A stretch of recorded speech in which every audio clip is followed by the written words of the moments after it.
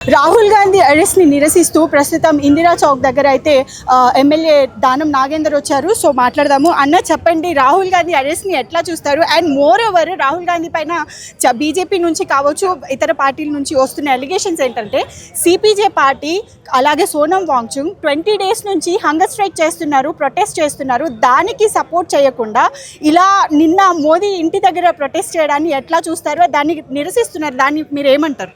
నేను అందుకే చెప్పాను, సిపిజీ వారు కానీ లేకుంటే వాంగ్చుక్ గారు కానీ ధర్నా ఏదైతే చేశారో ఆ సమయంలో ఒక పొలిటికల్ పార్టీ పోయినట్టయితే ప్రజల్లో ఇంకా లేనిపోని ఒక ఉత్సాహం కానీ లేకపోతే వ్యతిరేకత వచ్చి మళ్ళీ వాళ్ళని రెచ్చగొట్టినట్టు అవుతుందన్న ఆలోచనతో రాహుల్ గాంధీ గారు ఒక పేషెంట్గా పార్లమెంట్లో మాట్లాడి పార్లమెంట్లో జవాబు తీసుకొని ధర్మేందర్ ప్రధాన్ గారు పార్లమెంటు రిజైన్ చేయడానికి మరి అక్కడ మాట్లాడాలని రాహుల్ గాంధీ గారు అక్కడ క్వశ్చన్ వేయడం జరిగింది.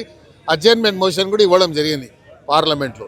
కానీ అడ్జర్న్మెంట్ మోషన్ని తిరస్కరించడం అనేది స్పీకర్ అది ప్రొరోగేటివ్ కాబట్టి స్పీకర్ గారు తిరస్కరించడం దానికి అభ్యంతరం లేదు. కానీ మెయిన్ ఏ ఇష్యూ ఏంటంటే పిల్లలు ఎవరైతే గత 10 రోజుల నుంచి వాంగ్చుక్ గారు 20 రోజుల నుంచి ధర్నా చేసిన తర్వాత చలో పార్లమెంట్ ఒక నినాదం ఇస్తే నిర్దాక్షిణ్యంగా రోడ్డు మీద పిల్లల్ని కొట్టడం అనేది పోలీసు దౌర్జన్యం. కానీ దానికి వ్యతిరేకంగానే రాహుల్ గాంధీ గారు నిన్న పార్లమెంట్లో కనీసం మోడీ గారు స్పందిస్తారేమో అన్న ఆలోచనతో ట్రై చేస్తే పార్లమెంట్ నుంచి మోడీ గారు తప్పించుకొని ఆయన నివాసానికి వెళ్ళాడు. కాబట్టి అక్కడ పార్లమెంట్లో లేడు కాబట్టి మోడీ గారి యొక్క దృష్టిని కేంద్రీకరించడానికి అక్కడ వెళ్ళడం జరిగింది. మోడీ గారు అక్కడ బయటికి రాకుండా జితేందర్ గారిని పంపిస్తే జితేందర్ గారికి చాలా క్లియర్గా రాహుల్ గాంధీ గారు ఒకటే మాట చెప్పారు, ధర్మేందర్ ప్రధాన్ గారు మీరు రిజైన్ చేయించండి, లేకుంటే పార్లమెంట్లో మోడీ గారిని వచ్చి జవాబు చెప్పమని అన్నారు. అది చెప్పలేదు, ఇది చెప్పలేదు. ఒక లీడర్ ఆఫ్ ది ఆపోజిషన్ని నడి రోడ్డు మీద ఈడ్చుకోపోవడం అనేది దురదృష్టకరంగా మేము భావిస్తాం. అయితే మోడీని, అమిత్ షాని అలాగే ధర్మేంద్ర ప్రధాన్ని రిజైన్ చేయాలి అని కూడా నిన్న రాహుల్ గాంధీ మాట్లాడడం చూసాము. అయితే ఈ 20 days నుంచి కూడా వాళ్ళు ఎక్కడ రెస్పాండ్ అవ్వలేదు. నిన్న పార్లమెంట్ సెషన్స్లో కూడా వాళ్ళు రెస్పాండ్ అవ్వలేదు. సో ఇప్పుడైనా రెస్పాండ్ అవుతారని అనుకుంటున్నారా? అండ్ మోర్ ఓవర్ మోదీ కావాలండి. ప్రజాస్వామ్యంలో ఏ యువకులైతే భారతదేశానికి యువకులు అని చెప్పి గొప్పగా చెప్పుకుంటామో, భారతదేశానికి ఎన్ని ఆయుధాలు ఉన్నా, ప్రపంచంలో ఎంతో మంది దగ్గర ఎన్నో ఆయుధాలు ఉన్నా, అణుబాంబులు ఉన్నా, మన భారతదేశ యువశక్తి గొప్పదనేది మనం గొప్పగా చెప్పుకుంటాం.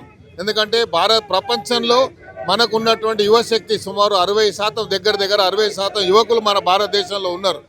ఇతర దేశాల వాళ్ళందరూ కూడా ఆ ప్రపంచంలో ఉన్నటువంటి అందరూ మొత్తం ఆ నాయకులంతా పోయినాక కూడా మన భారతదేశంలో 60% మంది యువకులు ఉంటారు.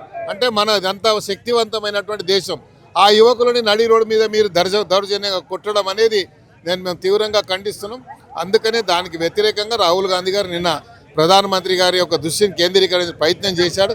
కానీ ఒక లీడర్ ఆఫ్ ది ఆపోజిషన్ నడి రోడ్డు మీద ఈడ్చుకుంటూ వెళ్ళి ఆయన అరెస్ట్ చేయడము మేము దాన్ని తీవ్రంగా ఖండిస్తున్నాం.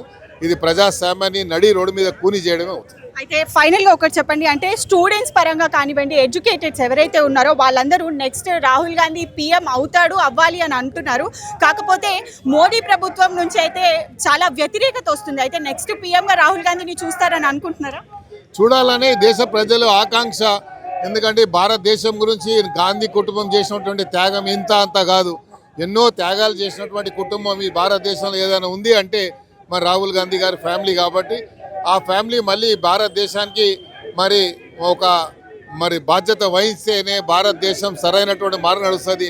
ఈరోజు భారతదేశంలో ప్రజాస్వామ్యాన్ని కూని జరుగుతుంది, భారతదేశంలో యొక్క డెమోక్రసీని కూని చేస్తుంది. కాబట్టి దాన్ని కాపాడే బాధ్యత, కాపాడే శక్తి రాహుల్ గాంధీకే ఉంది.